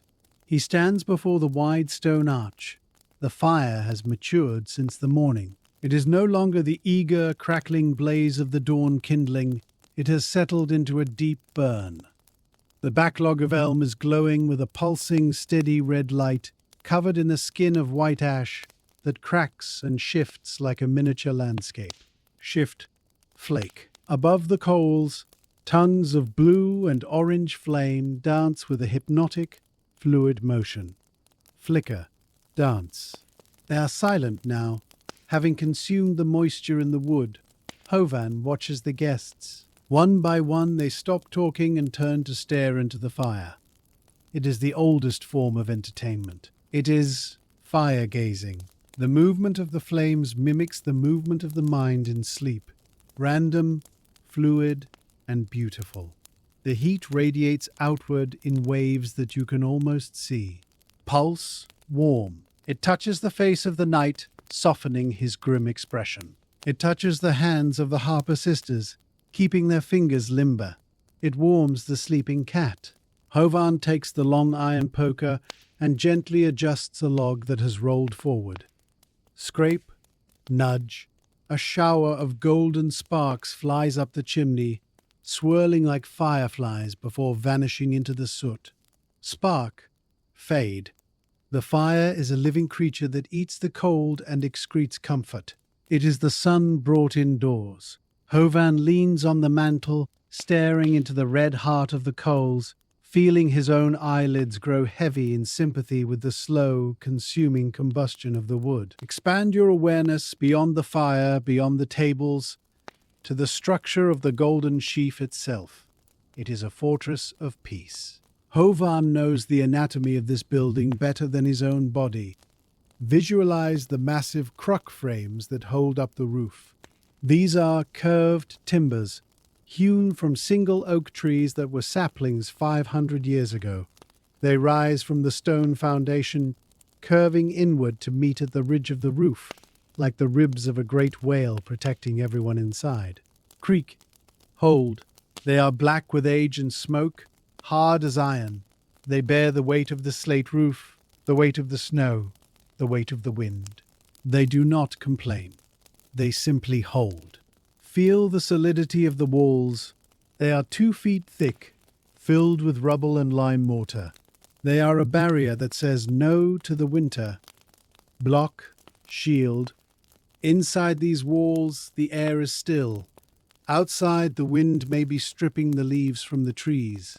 But inside, the candle flames stand straight and tall. The building is a filter. It filters out the noise, the cold, and the danger, letting only the light and the guest enter. Hovan feels the floor beneath his boots. It is the bedrock of the valley, dressed in slate. It does not vibrate. It does not sway. It is absolute. To sleep in this inn is to be held by the strength of the oak and the stone. You are inside a puzzle of joinery, mortise and tenon, peg and hole, that has locked together for a century to create a sanctuary. The building is breathing with you, a slow, creaking respiration of timber settling into the earth, anchoring you to the safety of the ground. As the afternoon stretches out, the energy in the room begins to dip towards a collective drowsiness. The post-prandial lull has arrived. The bellies are full of stew and bread. The ale has done its work, loosening the muscles and slowing the thoughts. The conversation drops to a whisper. Hush, murmur. The Harper sisters have stopped playing. The lute rests in its case, the strings silent. Even the fire seems to burn more quietly. Hovan looks around the room. He sees Thomas the woodcutter nodding off in his corner, his chin resting on his chest, his empty tankard still clutched in his hand. Nod, droop. He sees the farmhands leaning back, their eyes half closed, staring at the dust motes. The tavern has become a dormitory of waking sleep. Hovan feels the pull of it himself. The adrenaline of the morning rush has faded, leaving a pleasant, heavy fatigue. He moves slower now. He picks up a cloth to wipe the bar, but his hand moves in slow, lazy circles. Swish, slow. He is no longer the active host. He is the guardian of the rest. He dims the lantern behind the bar. Twist, dim. The shadows lengthen in the corners, soft and grey. The light turns golden and thick, like honey. The sharp edges of the world are blurring. The distinction between the guest and the host, the table and the chair, the fire and the warmth begins to dissolve. Everything is merging into a single, unified sensation of comfort. The inn is a ship sailing on a sea of calm, and everyone on board is drifting towards the shores of a nap. Hovan leans his head back against the shelf, listening to the silence that lives underneath the sound, the deep, abiding silence of a house that is full, safe, and at peace. The great hum of the afternoon has deepened into a profound stillness, a collective exhale that seems to suspend the very passage of time within the walls of the golden sheaf. Hovan, standing at his post behind the bar, finally allows himself the luxury of a true pause. He does not wipe a glass, he does not check the ledger, he does not stoke the fire. He simply stands. He rests his large, work-worn hands flat on the cool, polished oak of the counter. Press, ground. He feels the grain of the wood, worn smooth by a century of elbows and coins. He looks out over his domain. It is a tableau of perfect peace. The knight, Sir Caelan, has closed his eyes, his head tipped back against the wall, his breathing deep and regular. Inhale, exhale. The miller and his boy are dozing, their conversation spent.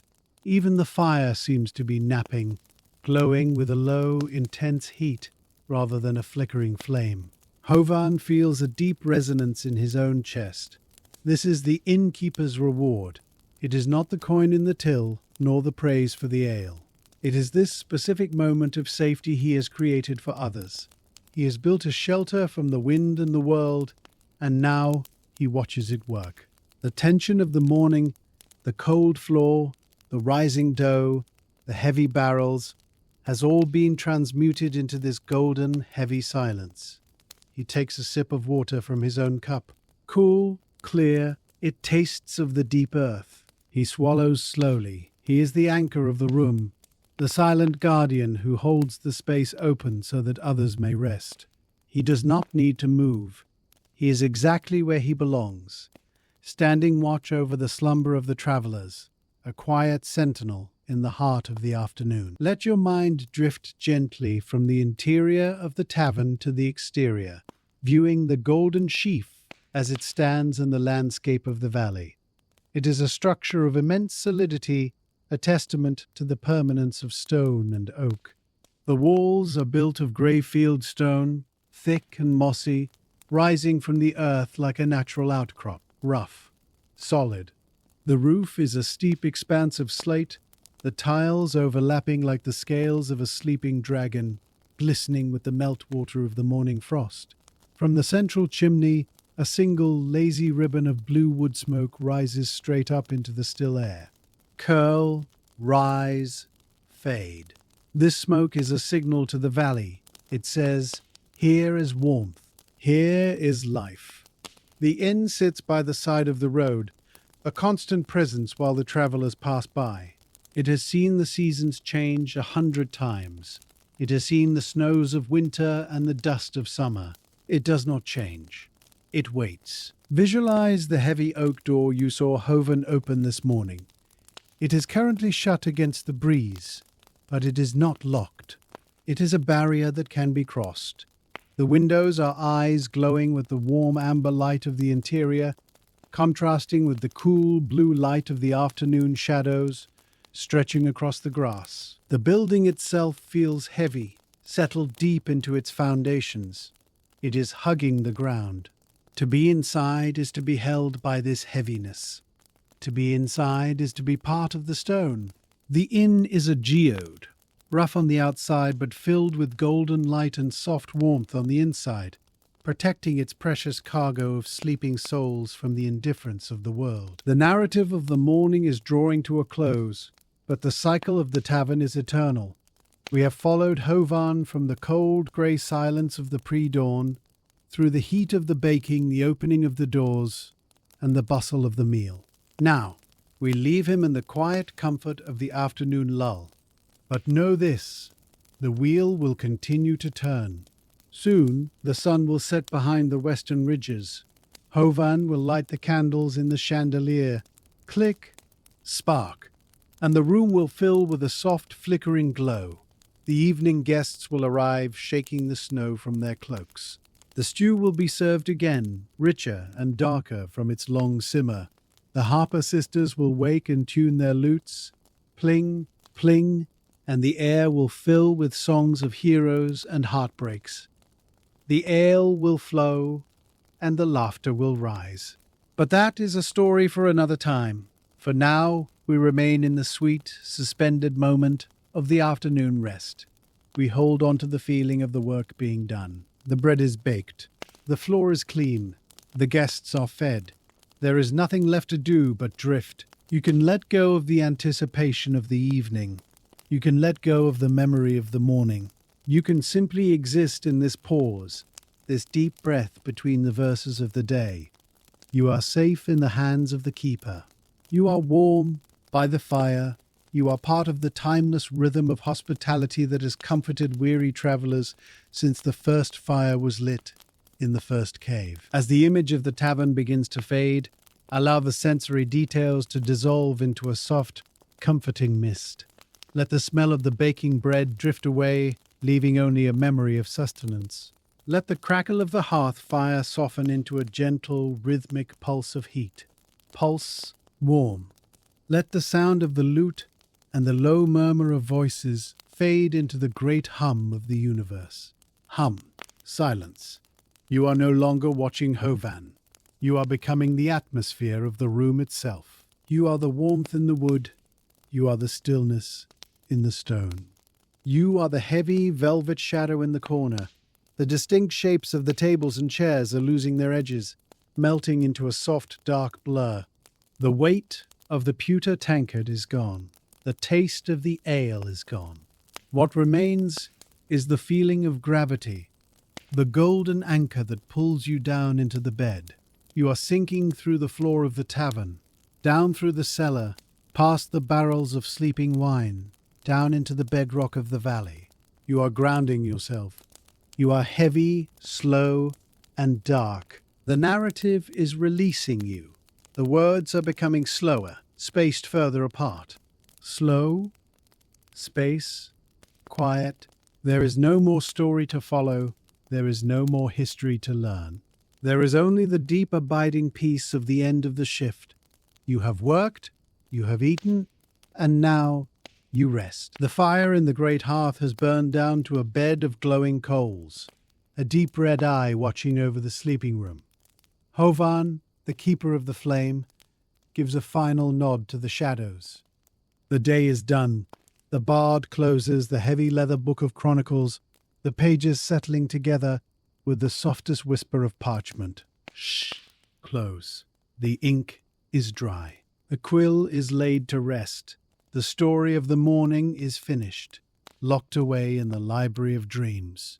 We reach for the single candle that has illuminated our journey through the hours.